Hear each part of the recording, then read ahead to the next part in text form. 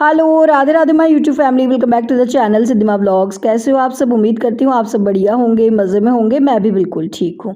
अभी टाइम हो रहा है सुबह के करीबन 9 बज रहे हैं और मैं हो गई हूँ यहाँ पे नहाकर तैयार। आज थोड़ा सा मैं जल्दी नहाकर तैयार हो गई हूँ, वरना तो 9:30 हो जाते हैं मुझे घर का सारा काम निपटा कर जब मैं नहाती हूँ। पर आज थोड़ा सा जल्दी जल्दी मैंने घर का काम कर लिया, क्योंकि मुझे जाना है डॉक्टर के पास अपनी रिपोर्ट्स चेक करवाने के लिए। क्या हुआ है, क्यों जा रही हूँ डॉक्टर के पास, बताऊंगी आप आगे आप लोगों को डिटेल में। हाल फिलहाल अभी जो है और घर की साफ़ सफाई मैंने कर ली थी, नहा चुकी हूँ और देव जी ने कर ली थी सुबह की पूजा। और देव जी जब पूजा करते हैं ना सुबह, तो मेरे लिए थोड़े से फूल छोड़ देते हैं, तो मैं अभी जो है नहा के और भगवान जी को फूल चढ़ा देती हूँ और हाथ जोड़ लिए हैं। और उसके बाद हम लोग निकल पड़े हैं डॉक्टर के पास। हाँ जी। अभी मैंने कुछ टाइम पहले आप लोगों के साथ शेयर भी किया था कि करीबन 2-3 साल पहले मुझे थायराइड की प्रॉब्लम हो गई थी और बहुत मेरा थायराइड जो है ना बढ़ गया था। और मैंने काफ़ी टाइम तक ट्रीटमेंट लिया था, टैबलेट्स ली थी और बीच में मैंने मतलब बंद कर दी थी डॉक्टर के कहने पे ही, क्योंकि मेरा थायराइड बिल्कुल नॉर्मल रहता था रिपोर्ट्स जब मैं करवाती थी। तो मैंने बीच में टैबलेट बिल्कुल छोड़ दी थी। पर डॉक्टर ने कहा था कि थायराइड वापस कभी भी बढ़ सकता है, तो आप टैबलेट तो छोड़ दो पर रिपोर्ट्स मतलब ये जो चेक है ना वो करवाते रहा करो। तो मैं हर 2 महीने से जो है ना अपना टेस्ट करवाती रहती हूँ। इस बार जब मैंने टेस्ट करवाया ना तो मेरा थायराइड थोड़ा सा बढ़ा हुआ आया था। तो मुझे ऐसे था कि डॉक्टर से एक बार डिस्कशन कर लेते हैं कि भाई फिर से टैबलेट शुरू करनी है, क्या करना है क्या नहीं। तो हम लोग रिपोर्ट्स लेकर पहुँच गए थे होम्योपैथी के डॉक्टर के पास, मतलब उन्हीं से। और मतलब हम लोग राय लेते हैं, हमारे फैमिली डॉक्टर ही है वो, तो वो सही राय दे देते हैं। तो उनको मैंने रिपोर्ट्स दिखाई अपनी, तो उन्होंने कहा कि नहीं ज़्यादा मतलब बढ़ा हुआ नहीं है, थोड़ा सा T4 मेरा बढ़ा हुआ था। तो उन्होंने कहा था टैबलेट की ज़रूरत नहीं है। उन्होंने कुछ देसी नुस्खे ही मेरे को बताए हैं कि वो कर लो और उससे जो है आपका थायराइड बिल्कुल नॉर्मल आ जाए। तो बस जी डॉक्टर अंकल को रिपोर्ट्स दिखाई, उसके बाद मैं बिल्कुल टेंशन फ्री हो गई थी। तो सोचा थोड़ी सी शॉपिंग कर लेती हूँ, मुझे और अच्छा लगेगा। तो वहीं पे पास में ये शॉप थी, वहाँ से मैंने थोड़ी सी शॉपिंग करी, क्योंकि अब नवरात्रे आ रहे हैं तो माता रानी के लिए मुझे चूड़ा वगैरह लेना था और थोड़ा सा कुछ और भी सामान था वो लिया और घर आ गई थी। और अभी टाइम हो रहा है सुबह के करीबन 10:30 बज रहे हैं और इतनी तेज़ धूप हो रही है। अच्छा रहा मैं भर भर के सनस्क्रीन लगा कर गई थी, इतनी तेज़ धूप। दोस्तों गर्मियों में हमें सनस्क्रीन से 3 चीजें चाहिए होती है। पहली, सनस्क्रीन लगाने के बाद बहुत ज्यादा पसीना ना आए। दूसरी, सनस्क्रीन लगाने के बाद पिंपल्स की प्रॉब्लम ना हो जाए। तीसरी, सनस्क्रीन लगाने के बाद चेहरा बहुत ज्यादा व्हाइट ना हो जाए, ऐसा ना लगे चेहरे का कलर कुछ और ही, हाथों का कलर कुछ और, पैरों का कलर कुछ और हो जाए। तो इन गर्मियों के लिए एक बहुत ही बढ़िया सनस्क्रीन लेकर आई हूँ, चलिए आप लोगों को भी दिखाती हूँ। दोस्तों इन गर्मियों में मैं यूज करने वाली हूँ मामाअर्थ की vitamin C daily glow sunscreen, जिसमें है विटामिन सी और टर्मरिक, जिसके कारण आपको बहुत अच्छा सन प्रोटेक्शन और ग्लो मिलेगा। दोस्तों ये सनस्क्रीन SPF 50 की पावर के साथ आती है, जो कि आपकी स्किन को देती है PA++++ की प्रोटेक्शन। सबसे पहले आप इसका टेक्सचर देखो, सुपर लाइट वेट है, बहुत ही अच्छे से स्किन में मेल्ट हो जाती है, कोई भी स्टिकी मैस नहीं है, बिल्कुल भी वाइट कास्ट नहीं है। ये मेरी स्किन को बहुत ही अच्छे से मॉइस्चराइज्ड रखेगी और ग्लोइंग फील भी देगी। मामाअर्थ की ये सनस्क्रीन टॉक्सिन फ्री है, डर्माटोलॉजिकली टेस्टेड है, ऑल स्किन के लिए सूटेबल भी है। ये सनस्क्रीन आपको अमेजोन, नाइका, फ्लिपकार्ट, पर्पल.com और मामाअर्थ की ओरिजिनल वेबसाइट पे मिल जाएगी। इसके अलावा मामाअर्थ के प्रोडक्ट आजकल आपके नियर बाय स्टोर पे भी इजीली अवेलेबल। इस सनस्क्रीन का लिंक नीचे डिस्क्रिप्शन में है। मेरा कूपन कोड यूज करने पर, जो कि है सिद्धिमा 2025, आपको 20% डिस्काउंट भी मिल जाएगा। मामाअर्थ की सबसे अच्छी बात यह है कि उन्होंने अपने ऑनियन शैम्पू को इम्प्रूव किया है अपने कस्टमर्स के फीडबैक के बेसिस पे। तो आप भी अपना फीडबैक मामाअर्थ के साथ शेयर कर सकते हैं। और वो अपने प्रोडक्ट को अपग्रेड कर रहे हैं बेटर क्वालिटी के लिए थ्रू रिसर्च एंड इनोवेशन। अच्छा जी, ये थोड़ी सी शॉपिंग मैं करके लेकर आई हूँ। थोड़े से हेयर बैंड है, थोड़े से क्लचर है, थोड़े से रबड़ बैंड्स है। जिस घर में बेटियाँ होती है ना, उस घर में ये सारी चीज़ें चाहिए ही होती है। मैं लेने तो गई थी स्पेशली कान्हा जी के लिए कॉटन की ड्रेसेस, क्योंकि अब गर्मियाँ आ गई है ना। और कान्हा जी की पिछले साल जो मैंने ली थी ना ड्रेसेस कॉटन की, वो सारी फट गई हैं। तो वो ड्रेसेस लेने गई थी, तो साथ में ये सारा सामान भी आ ही गया। और इधर ये एक चूड़ा लेकर आई थी रेड कलर का माता रानी के लिए। अब नवरात्रे आ रहे हैं ना आगे, तो माता रानी को चढ़ाने के लिए। बाकी भी सुहाग का सामान चढ़ाते हैं, पर वो देजी फिर बोले मैं बाद में ले आऊँगा, क्योंकि उनको लेट हो रही थी। वो कर रहे थे जल्दी चल मेरे को शॉप पे भी जाना है। तो फिर मैं 5 मिनट में मैंने ये शॉपिंग करी थी। और वहाँ से मैं 5 मिनट रुक गई थी ज्वेलरी शॉप पे भी, मतलब आज सुबह सुबह ही। और मैंने मतलब आज वो कहावत याद आ रही थी मुझे कि गए थे हरिभजन को और ओटन लगे कपास, मतलब गई तो थी डॉक्टर को रिपोर्ट्स दिखाने और साथ में मैं कराई शॉपिंग भी थोड़ी सी। तो 5 मिनट मैं ज्वेलरी शॉप पे भी रुक गई थी, मतलब जिनसे हम ज्वेलरी लेते हैं ना। मुझे लेने थे ये नज़र वाले ब्रेसलेट, मैंने ऑनलाइन देखे थे ये इंस्टा के पेज पे।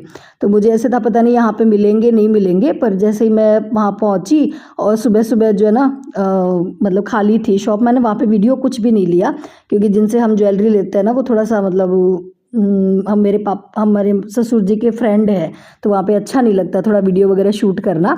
बाकी मैं ये ब्रेसलेट वहाँ से लेकर आई हूँ और बड़ा अच्छा लगा, मुझे ऐसा लगा यहाँ पे नहीं मिलेंगे, ऑनलाइन ही मुझे लेने पड़ेंगे। ये सिल्वर के हैं और मैंने 3 ले लिए, एक गुड्डू के लिए, एक बुलबुल के लिए, एक मेरे लिए।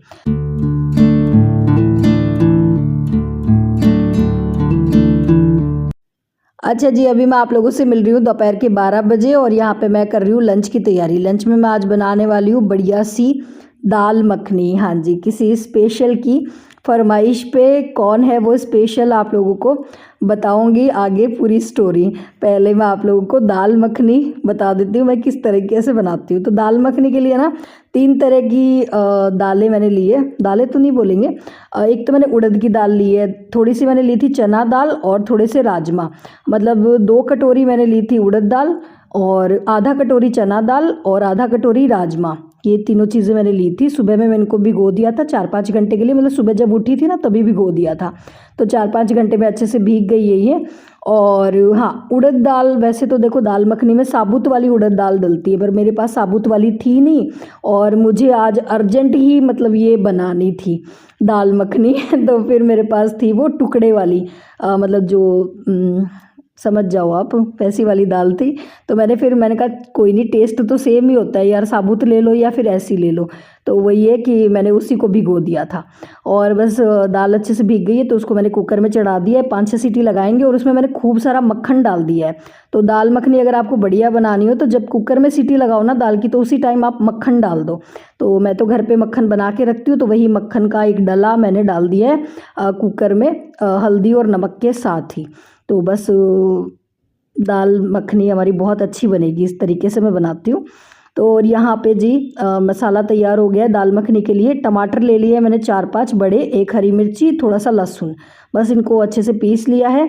और यहाँ पे कढ़ाई में मैंने थोड़ा सा घी डाला था, उसमें जीरा, तेज पत्ता और हरी इलायची। तो खड़े मसाले भी मेरे पास थे नहीं, अगर दालचीनी हो तो दालचीनी ज़रूर डालना इसके अंदर, अगर आपके पास टुकड़े वाली हो तो मेरे पास थी नहीं, तो मेरे पास पीसी भी रखी है तो वो मैं बाद में ऐड कर दूँगी।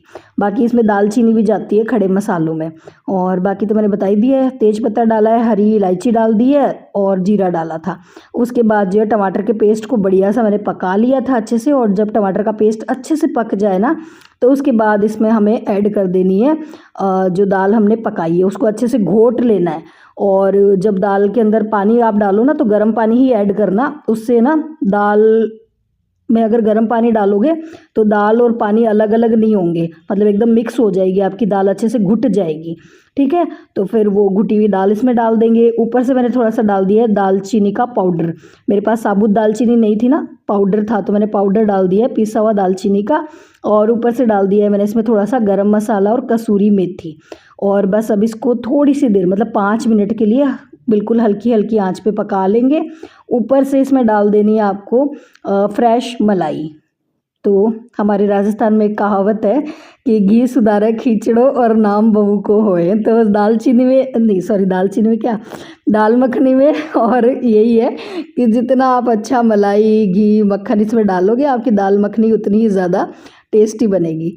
तो ये बहुत मतलब जितनी देखने में ज़बरदस्त लग रही है ना, बिल्कुल होटल रेस्टोरेंट स्टाइल ये दाल मखनी बनती है। अगर इस तरह से बनाते हो तो ज़्यादा मेहनत भी नहीं है, बहुत इजी है इसको बनाना, तो आप भी बनाकर ट्राई कर सकते हो। बस अब इसको 5 मिनट के लिए नहीं या 2-3 मिनट के लिए पका लो। और ये देखो बिल्कुल घुली घुली बनी है, बढ़िया सी दाल मखनी हमारी बनके तैयार हो गई। और मैंने थोड़ा एक्स्ट्रा क्वांटिटी में ये दाल मखनी बनाई है क्योंकि ये दाल मखनी आज मुझे कहीं भेजनी है। हाँ जी, कहाँ भेजनी है वो मैं बताऊंगी। पहले मैं बना लेती हूँ फटाफट रोटियाँ। अब साथ में मैंने बना लिया है बूंदी का रायता। और हाँ, बूंदी का रायता जब मैं बनाती हूँ ना तो उसमें मैं पुदीना पाउडर डालती हूँ पिसा हुआ, क्योंकि जैसे मैंने कहा ना अब गर्मियाँ आ गई है तो पुदीना पाउडर डाल के अगर रायता बनाओ तो टेस्टी भी बनता है और पुदीना ठंडा भी रहता है। तो बस ये जी ठंडा ठंडा बूंदी का रायता, साथ में दाल मखनी, और मैं बनाऊँगी सिंपल सी रोटियाँ।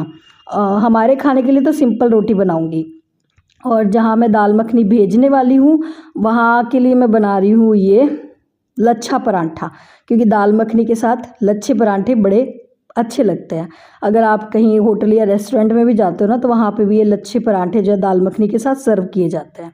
साथ में मैंने थोड़े से जीरा राइस भी बना लिए थे, और ये लग गई है हमारी बढ़िया सी टेम्पटिंग सी लंच थाली, जिसमें एक लच्छा परांठा मैंने रख भी लिया था। तो जी दोपहर का लंच हो गया था, फिर दिन में थोड़ी देर रेस्ट किया। अभी सीधा आप लोगों से मैं मिल रही हूँ शाम को। शाम के हमारे काम शुरू हो गए हैं, बुलबुल मेरी हेल्प कर रही है कपड़े तय लगाने में। और हाँ, अभी मैं आपको बताती हूँ कि आज मैंने स्पेशल दाल मखनी क्यों बनाई थी। हाँ जी, मेरी एक सब्सक्राइबर है, मतलब लोकल ही है वो, यहीं की है, मतलब जहाँ पे मैं रहती हूँ। और उनसे मेरी 1-2 दिन पहले बात हुई थी, कॉल पे ही बात हुई थी, और उन्होंने कहा था कि दीदी मैं प्रेग्नेंट हूँ, मतलब वो थर्ड मंथ जो है प्रेग्नेंट है वो। और मतलब प्रेगनेंसी में जो है ना क्रेविंग होती है ना, मतलब चीज़ें ये खाने की वो खाने की। तो उन्होंने कहा दीदी मैं जब भी आपके ब्लॉग देखती हूँ और आपका खाना देखती हूँ ना, तो मेरा बड़ा मन करता है कि मैं आपके हाथ का बना हुआ खाना खाऊं। आपने जो पीछे ब्लॉग डाला था वो शीतला अष्टमी वाला, और उसमें आपने जो सांगरी की सब्ज़ी बनाई थी ना, उसको देख के मेरा इतना मन हो रहा था कि काश वो सांगरी की सब्ज़ी मुझे मिल जाती खाने को। मतलब ये बात उन्होंने हालांकि शर्माते शर्माते ही मुझसे बोली थी, पर मुझे अच्छा लगा, मतलब उन्होंने ऐसा सब कुछ मेरे साथ शेयर करा और मेरे खाने की इतनी तारीफ़ करी और कह रही थी दीदी आप खाना बहुत अच्छा बनाते, मेरा बड़ा मन करता है कि मैं आपके हाथ का बना हुआ खाना खाऊं। तो फिर मैंने कल रात को ही सोच लिया था कि मैं जो है उनके लिए बना के अपने हाथ से कुछ ना कुछ भेजूंगी। तो मैंने कल नाइट में उनको मैसेज किया था, मैंने कहा आपको क्या खाने का मन है तो आप बताना, पर उन्होंने मना कर दिया था कि नहीं दीदी, मैंने इसलिए नहीं बोला था आपको, पर फिर भी मैंने कहा नहीं आप बताओ, अगर आपका कुछ मन है तो मैं आपके लिए बनाऊंगी, मुझे अच्छा लगेगा। तो फिर मैंने आज जो है और उनके लिए वो दाल मखनी और स्पेशल मैंने उनके लिए बनाई थी, और उनके लिए मैंने भेज दी, उनको बहुत पसंद आई। तो बड़ा अच्छा लगा यार मतलब ये करके मुझे अच्छी वाली फीलिंग आ रही है। तो जी आज का दिन कुल मिला के मेरा बहुत अच्छा रहा सुबह से, और सब कुछ अच्छा अच्छा ही हुआ, और भगवान जी ऐसे ही अच्छे अच्छे दिन मेरे जो है बनाए रखे चलिए जी अब शेयर कर देती हूँ कि शाम से मैंने किया क्या है। मैंने जो मलाई से मक्खन बनाया, मक्खन से मैंने घी बना कर रखा है, क्योंकि जैसे मैंने कहा आगे नवरात्रे आ रहे हैं तो माता रानी का दिया जलाने के लिए चाहिए। तो आज जो मैंने घी बनाया था ना, उसको मैंने अलग से ही और रख लिया है माता रानी के घी दीपक के लिए। और बस शाम को खाना वगैरह कुछ बनाना नहीं था, क्योंकि दिन में जो बनाया था वो बचा हुआ रखा था, बस वही खा लेंगे। और बस जी इसी के साथ करेंगे इस छोटे से ब्लॉग को यहीं पे एंड। अगर आज का वीडियो पसंद आया हो, रेसिपी पसंद आई हो, तो प्लीज़ लाइक शेयर सब्सक्राइब करते हुए जाना। फिर मिलूंगी, tata bye bye, Radhe Radhe जी।